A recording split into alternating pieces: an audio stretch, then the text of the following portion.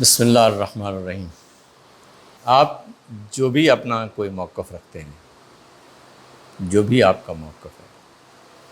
دین کے حوالے سے ہو، دنیا کے حوالے سے ہو، میٹا فزکس کے حوالے سے، کہیں بھی آپ جو بھی موقف رکھتے ہیں، اگر آپ واقعتاً پڑھے لکھے آدمی ہیں تو آپ کی پہلی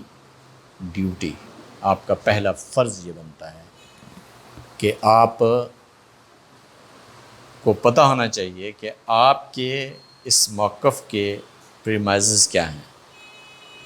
جب آپ کسی کے پریمائزز مقدمات کی طرف جاتے ہیں نا،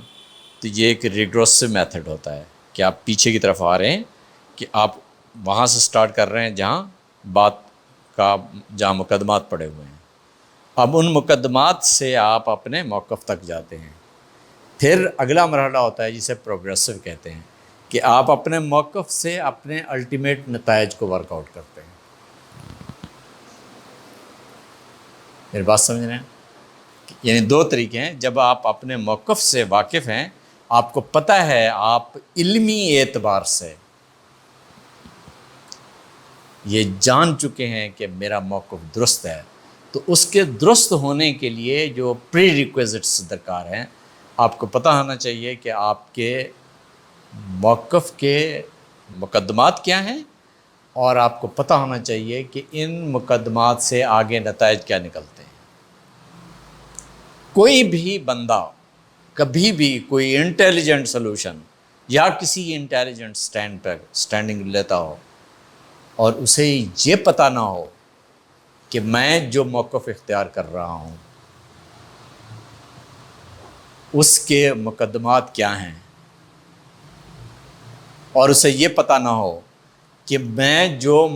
موقف اختیار کر چکا ہوں اس کے الٹیمیٹ نتائج کیا ہیں، اس کے منتہی نتائج کیا ہیں، تو وہ پھر ایک کنفیوژن تو ہو سکتا ہے لیکن علم نہیں ہو سکتا۔ ایک سائنٹیفک اپروچ اگر آپ نے اختیار کرنی ہے، اور نارمیٹو سائنس میں تو یہ بہت زیادہ ضروری ہوتی ہے کہ آپ کو پتہ ہونا چاہیے کہ آپ جہاں کھڑے ہیں اس سے پہلے آپ کے کیا مقدمات ہیں اور اس کے الٹیمیٹ نتائج کیا ہیں۔ اس کو آپ کو جاننا ضروری ہے۔ لیکن اگر آپ اپنے مقدمات سے بھی بے نیاز رہیں، آپ اپنے موقف کے الٹیمیٹ نتائج سے بھی، الٹیمیٹ کانسیکوینسز سے بھی بے خبر رہیں اور نہ اس کو خاطر میں لانا چاہیں، تو پھر آپ کو کوئی بندہ کبھی بھی کچھ نہ سمجھا سکتا ہے، اور نہ آپ کا موقف کسی اعتبار سے علمی موقف ہو سکتا ہے۔ یہ بات ذہن میں رکھیے کہ آپ کو پتہ ہونا چاہیے کہ آپ جہاں کھڑے ہیں اس کا الٹیمیٹ نتیجہ کیا ہے اور اس کے مقدمات کیا ہیں۔ میں آپ کو اس کی ایک پریکٹیکل مثال دیتا ہوں۔ اس کی ایک پریکٹیکل مثال یہ ہے کہ مسلمانوں کے گروہ ہیں، ہر گروہ نے اپنے طور سے علم حدیث میں انہوں نے یہ کہا کہ حدیث دین اور دینی حجت ہے، اور ہر کسی کو معلوم ہے کہ حدیث قال رسول اللہ صلی اللہ علیہ وسلم نہیں ہے، بلکہ یہ قال رسول اللہ صلی اللہ علیہ وسلم ہے۔ ہر کسی کو پتہ ہے کہ راوی کہتا ہے کہ نبی صلی اللہ علیہ وسلم نے یہ کہا ہے، یہ رسول اللہ صلی اللہ علیہ وسلم کا فرمان مبارک نہیں ہے، بلکہ راوی کا کہنا یہ ہے کہ یہ نبی علیہ الصلوۃ والسلام کا قول ہے۔ اب اگر آپ اس کے مقدمات کی طرف جائیں تو اگر حدیث کو دین اور دینی حجت ماننا ہے، تو یعنی آپ کا موقف یہ ہے کہ حدیث دین اور دینی حجت ہے، تو اس کا مقدمہ یہ ہوگا کہ آپ یہ سمجھ رہے ہیں کہ کالا دونوں کالا جو ہیں دینی اعتبار سے ایک حیثیت رکھتے ہیں، یعنی راوی اور رسول اللہ صلی اللہ علیہ وسلم، نبی اور غیر نبی، دونوں بالکل ایک جیسے ایمان و اعتماد کے حامل ہیں، ایک جیسے ایمان و اعتماد کے حامل ہیں۔ مطلب راوی کو بھی اور رسول اللہ صلی اللہ علیہ وسلم کو، دونوں کو ایک حالت میں دیکھنا ہوگا آپ کو۔ اگر آپ یہ سمجھتے ہیں کہ حدیث دین اور دینی حجت ہے تو اس کا مقدمہ یہ ہے، پریمائزز کیجئے کہ رسول اللہ صلی اللہ علیہ وسلم اور راوی دونوں بالکل ایک جیسا ایمان، یعنی جیسا ایمان و اعتماد مجھے محمد رسول اللہ صلی اللہ علیہ وسلم کی ذات پر ہے، اسی طرح کا ایمان و اعتماد مجھے راوی پر ہے، اور راوی پر اور نبی علیہ الصلوۃ والسلام پر مجھے ایک جیسا ایمان و اعتماد ہے، تو یہ مقدمہ یا یہ موقف ہمیشہ کے لیے ختم ہو جاتا ہے کہ محمد رسول اللہ صلی اللہ علیہ وسلم کی ذات پر جو مجھے ایمان و اعتماد حاصل ہے، اس ایمان و اعتماد میں روئے زمین میں کوئی دوسرا شامل نہیں ہے، وہ صرف آپ صلی اللہ علیہ وسلم کی ذات کے لیے خاص ہے۔ لیکن جب آپ نے یہ کہا کہ دین اور دینی حجت ہے، تو آپ نے یہ قبول کر لیا کہ اس ایمان و اعتماد میں نبی صلی اللہ علیہ وسلم نہیں بلکہ غیر نبی بھی اسی طرح قابل اعتماد ہے جیسے محمد رسول اللہ صلی اللہ علیہ وسلم۔ اور اس کا آپ الٹیمیٹ نتیجے کی طرف جائیں، مقدمات سے نکل کر آپ الٹیمیٹ نتیجے کی طرف جائیں، تو اب آپ نے یہ قبول کر لیا کہ غیر نبی نبی کی طرح دین میں حجت ہے،